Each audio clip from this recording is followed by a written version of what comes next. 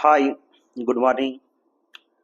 आज मैं आपको second unit education same six BA करवा रहा हूँ। ठीक है, तो यहाँ पे हमारा जो टॉपिक रहेगा बहुत इम्पोर्टेंट है। Charter act 1813 and Macaulay minutes 1835। अब हम आपको बता रहे हैं कि जैसे कि हमने जो हमारे पिछले चैप्टर्स थे उनमें हमने वैदिक, बुद्धिस्ट एंड मुस्लिम पीरियड के बारे में आपको बताया, और साथ ही साथ जो system of education in India during British period था उसके बारे में भी अब आपको बताएंगे।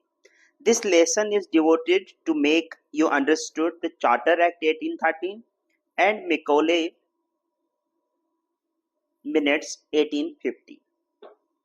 ठीक है, और देखिए बच्चों, आज अभी मैं आपको बता रहा था कि चार्टर एक्ट एंड मैकॉलेस मिनट्स किस तरह से हमारी एजुकेशन सिस्टम में आए।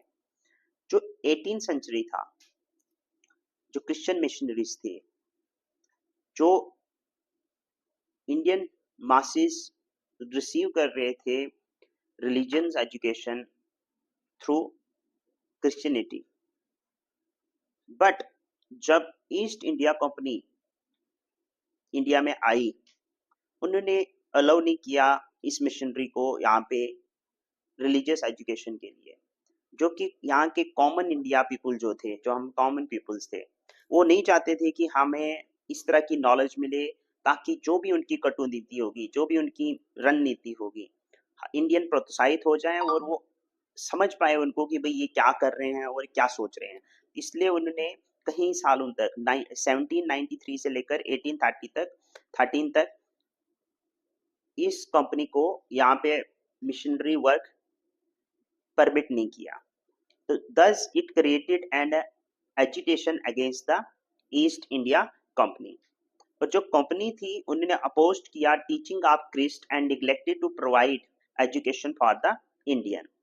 अब जो एजुकेशन है उसे सपोर्ट किया England, and ultimately made a conclusion by introducing and education clauses which is known as Charter Act of 1813।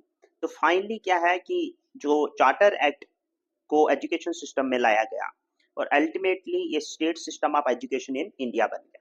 ठीक, अब यहाँ पे जबकि इसको स्टेट सिस्टम ऑफ एजुकेशन में अल्टीमेटली लाया गया, तो जो चार्टर एक्ट 1813 है forms a turning point in the history of India education. With it, education of Indian people was included within the duties of East India Company। और उनको यहाँ तक कि सिर्फ एजुकेशन नहीं मिला, उन्हें वो प्रावधान मिला, प्रोविजन मिला कि वो अलग अलग डिपार्टमेंट्स को सर्व कर सकते हैं जो कि ईस्ट इंडिया कंपनी के अंदर आते थे। तो उन्हें वो सर्विंग मिला और उससे उनको बहुत क्लोजली जाके उन्हें जानने का मौका मिला कि इनकी रणनीति, उनकी सोच, उनका ढंग, उनका रहन सहन, उनकी फ्यूचर प्लानिंग, वो सारी चीज़ें क्या है। तो सारी चीज़ें उनको वहाँ पे डिफाइन की गई। ठीक है, तो अब मैं आपको आगे और इसके बारे में बताने। अब यहाँ पे क्या है कि एक एनुअल ग्रांट हुआ, जो कि बताया गया कि भाई एक राशि दी जाएगी, मतलब एक सम ऑफ अमाउंट दिया जाएगा, लगभग 1 लाख रुपए के अराउंड दिया जाएगा, जो कि